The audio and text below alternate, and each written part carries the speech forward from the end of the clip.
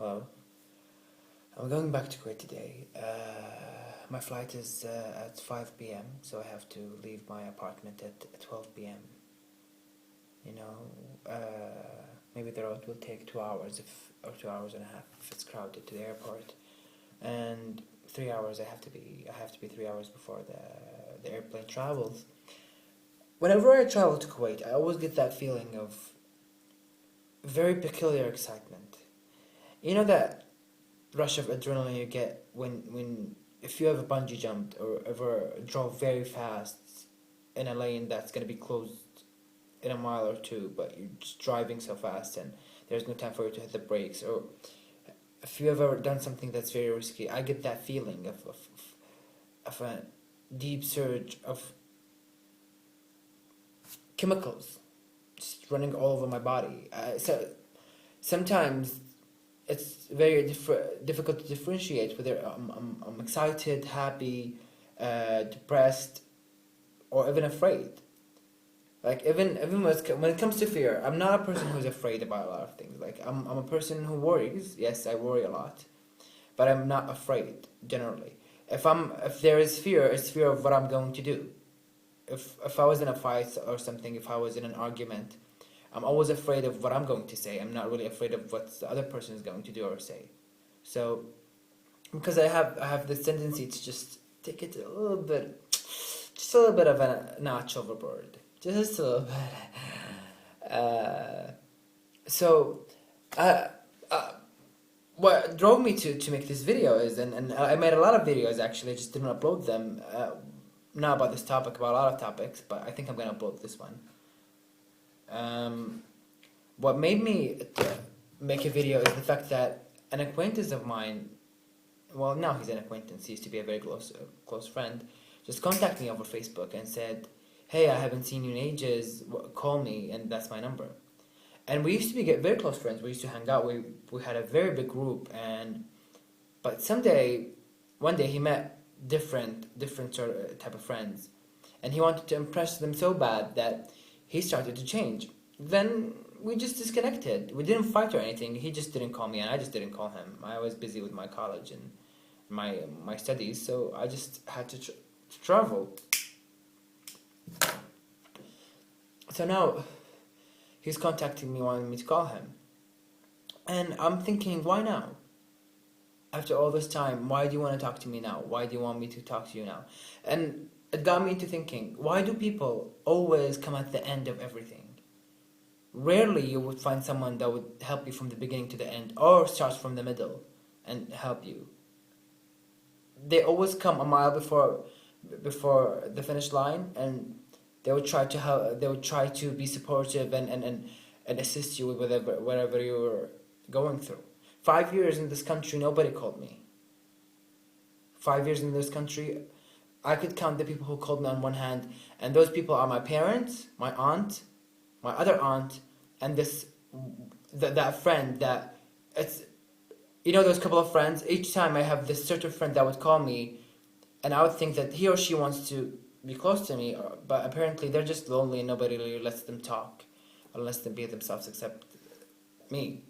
And it's fine. It's fine if you want to do that for a long time, but don't do that for a while until you find another person. You know, that's not nice generally.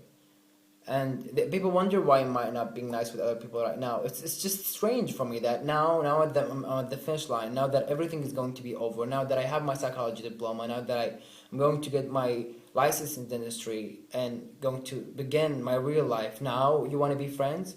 Where were you when I got into a car accident? Where were you when I got stabbed? Where were you when I was sick?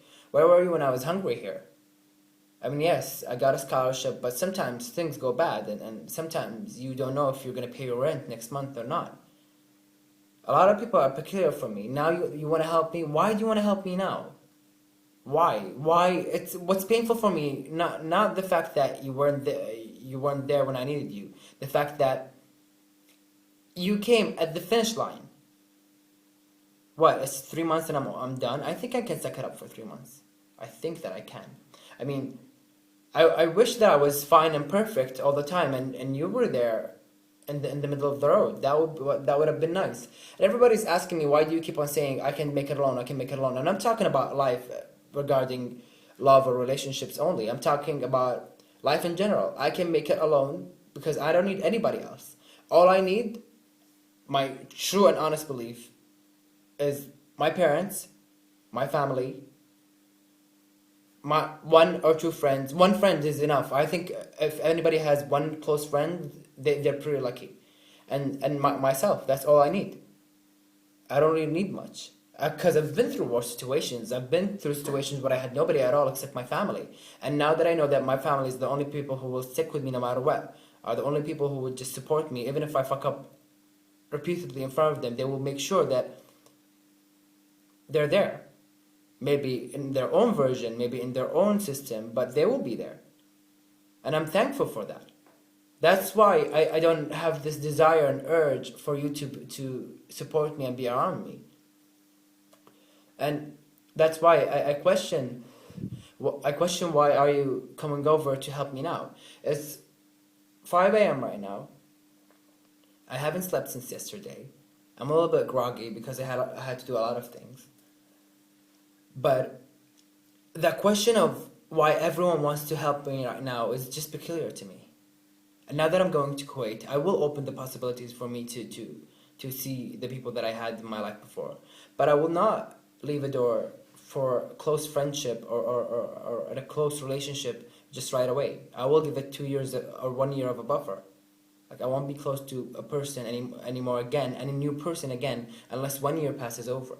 Because now I know what a friend is. Now I know what a member of a family is and their value. I can't call anybody a friend. Even if we share secrets or a deep story or two, I can't call them a friend. A friend is a person who would feel what I'm feeling and support me with it, whether I'm right or wrong, but tell me at the same time if I am right or wrong. You know what I'm saying? You could tell me if I'm doing the right thing or not, but feel the same feeling that I do. Maybe don't be as excited or not into it as intensely as I am, but share a part of it, just like I would do to vice versa. You know what I'm saying? I know most of what I'm saying doesn't make sense, and I know that it's probably part of growing up.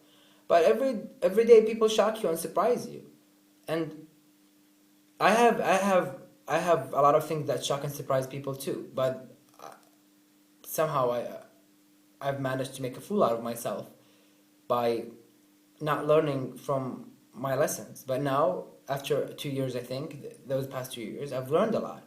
I think I've passed many tests, and I think that right now, I think I could say that I'm ready. I'm ready to dip my toe in the water and see if I could dive in.